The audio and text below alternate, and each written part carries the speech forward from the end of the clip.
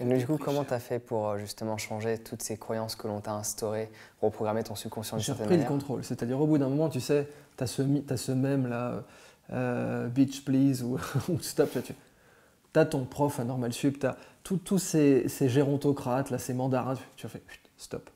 C'est mon cerveau, c'est mes règles. J'apprends comme je l'entends. Et ça, c'est mon royaume. J'ai appris ça de Richard Francis Burton. Richard Francis Burton dit, c'est ce que je mets dans pas mal de mes dédicaces quand je dédicace un livre, dit fais de ta pensée un empire. Rien n'est plus important, fais de ta pensée un empire. C'est stop. Les gens qui essaient de t'installer un logiciel, qui essaient de te dire comment tu es censé apprendre, qui essaient de te dire ce qui est important pour toi ou pas, chut, stop. Et comment tu fais pour leur dire stop? Ah bah, c'est très simple. Tu remets les frontières, tu dis c'est mon esprit. J'ai entendu ce que tu avais à Une, dire. une prise de décision. Oui, c'est vraiment ça, c'est de la souveraineté. C'est de la souveraineté mentale. Ils sont très nombreux aujourd'hui, les gens qui veulent avoir le contrôle sur ton espace mental. Les gens qui veulent avoir le contrôle sur tes culpabilités, tu le vois avec le débat environnemental. Aujourd'hui, tu mets sur tous les sujets. Les gens qui veulent t'inculquer une culpabilité permanente pour te contrôler. Les gens qui veulent t'inculquer l'impuissance apprise. Tu ne peux pas le faire. Tu n'as pas le niveau. Tu n'y arrives pas. Tu ne mérites pas. Tu n'es pas à ta place. Chut. Tu reposes les frontières de ton mental et tu fais de ta pensée un empire. Et tu ne laisses absolument personne avoir le moindre accès à la souveraineté de ton intellect. C'est tout. Et c'est ce qu'a fait Malcolm X quand tu regardes. Il a mis du temps, parce qu'il est passé d'un maître à un autre. Il est passé avec Elijah Muhammad, qui est devenu un autre maître. Bon, c'était les Blancs d'abord, ensuite c'était Elijah Muhammad. C'est pour ça qu'il n'a jamais atteint le niveau, par exemple, de Martin Luther King, dont tu sais Martin Luther King ne se battait pas pour les Noirs, jamais. Il se battait pour l'humain. Alors que Malcolm X, pendant très longtemps, s'est battu pour les Noirs, et ça a été sa grande limitation. Mais en tout cas, il a commencé à faire ce chemin, pas jusqu'au bout, de dire stop, j'ai ma souveraineté mentale. Martin Luther King, pareil, stop, j'ai ma souveraineté mentale. Ça, c'est ce que tout humain doit faire, et c'est la première chose que l'école à laquelle l'école s'oppose. L'école te dit, donne-moi ta souveraineté mentale. Et confiance, donne-la. D'où l'intérêt de ton livre, Libérer votre cerveau, bien sûr. Libérer votre cerveau commence par ça. Je parle du neurofascisme, et ça, Dieu sait que, tu vois, moi, j'avais un ancien tuteur à Normal Sup, mais vraiment le pauvre gars, j'ai de la peine pour lui. J'ai vraiment de la peine pour lui. C'est le bon gars. Il a été fouetté tellement toute sa vie, ce type, qu'il te parle de QI national, de toutes ces bêtises. Et puis, combien de fois, tu sais, il a dit que le QI était la chose la plus importante qui existe aujourd'hui. Tu as un mec comme Nassim Nicolas Taleb qui est infiniment plus compétent en probabilité qui dit non, le QI c'est de la bullshit circulée, il n'y a rien à voir. Je vous démontre statistiquement, je vous sors les probas, le QI c'est de la pseudo-science terminée. Maintenant, il faut s'intéresser à l'intelligence telle qu'elle est. Bien, j'ai vu ce que c'est que des gens, tu sais, Burton disait le rêve de l'esclave, c'est pas d'être libre, c'est d'avoir son propre esclave. Ces gens-là, c'est des esclaves à 50 ans. C'est des esclaves mentalement, c'est des esclaves de leur père, premièrement. Esclaves de tes pères, ça c'est la pire chose. Tu es là, tu peux rien faire sans te demander, mais qu'en dira-t-on?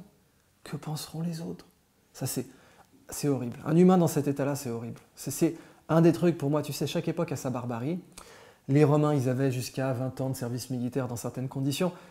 La barbarie de notre époque, c'est ça. C'est des gens qui, toute leur vie, vont être là. Mais qu'en pense Johnson? Les Shapiro? Et qui vont jamais rien faire de bon. Et ces mecs-là, ils laisseront aucune trace dans l'histoire. Parce que c'est des fantômes. Et parce que, comme tous les fantômes, tu sais, je me rappelle, Einstein, il y avait eu une pétition de 300 scientifiques. 300 scientifiques, quand tu penses, c'est ridicule, mais c'est comme ça. 300 scientifiques ont fait une pétition contre Einstein en disant que sa théorie ne devait qu'être fausse. Il a répondu, mais s'ils étaient libres, et puis si c'était scientifiquement vrai, une seule aurait suffi. Ce qui ne mettait pas de valeur sur la personne, c'est comme... comment il s'appelle celui qui avait une citation sur à partir du moment où ton mental s'étend, il ne peut pas revenir dans ses anciennes dimensions. Holmes, je ne sais plus quoi, qui disait que peut-être le problème n'est pas les femmes quand elles accouchent, mais peut-être les médecins, si ça avait les mains, on arrêterait d'avoir des... Ça a pris 30 ans. Tu sais, comme pour le scorbut, on avait un peu tout testé, et puis la Royal Navy, ils avaient testé par exemple se couper la moustache, parce que tu avais des médecins très sérieux, des mecs qui étaient en chaire, en académie, comme d'hab, qui étaient là, qui disaient oui, c'est l'air marin, cher confrère, et donc il faut se couper la moustache. Alors ils avaient essayé ça, mais à un moment, un mec s'est dit tiens, il paraît que le jus de citron, dans certains pays, ça, ils ont essayé, comme la Royal Navy avait tellement de bateaux, ils ont fait des tests. Ils ont essayé, ils ont regardé, pouf, alors il y en a un, il va faire un citron, il y en a un, il va faire rasage de moustache, il y en a un, bon. Et puis citron, ça a marché, mais c'est la base de l'expérience, c'est-à-dire t'essayes, tu fais des essais-erreurs. S'ils avaient laissé une académie de médecine chercher, mais on mourrait encore du scorbut, on n'aurait plus de dents aujourd'hui. Donc c'est cet essai-erreur permanent qui crée l'innovation. Et c'est ça les frères Wright. Les frères Wright, c'est de l'essai-erreur permanent, c'est comme ça qu'ils font voler leur avion. Il n'y a que comme ça qu'on peut innover, il n'y a pas d'autre recette. Elon Musk, plein de fusées qui pètent, oui, mais au bout d'un moment, elles ne pètent plus.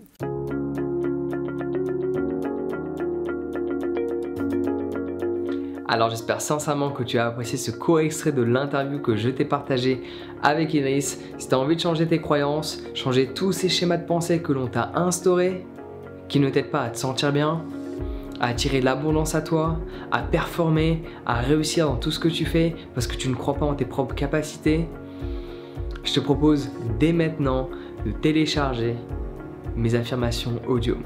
Donc sur une musique méditative, je te répète certaines phrases qui vont te permettre de reprogrammer ton subconscient et par ce fait de changer toutes ces croyances pour que tu puisses pleinement devenir la personne que tu es capable d'être. Donc je t'en dis pas plus, clique sur le lien dans la description pour accéder aux affirmations audio. Sur ce, prends soin de toi, passe une excellente journée et on se retrouve directement de l'autre côté.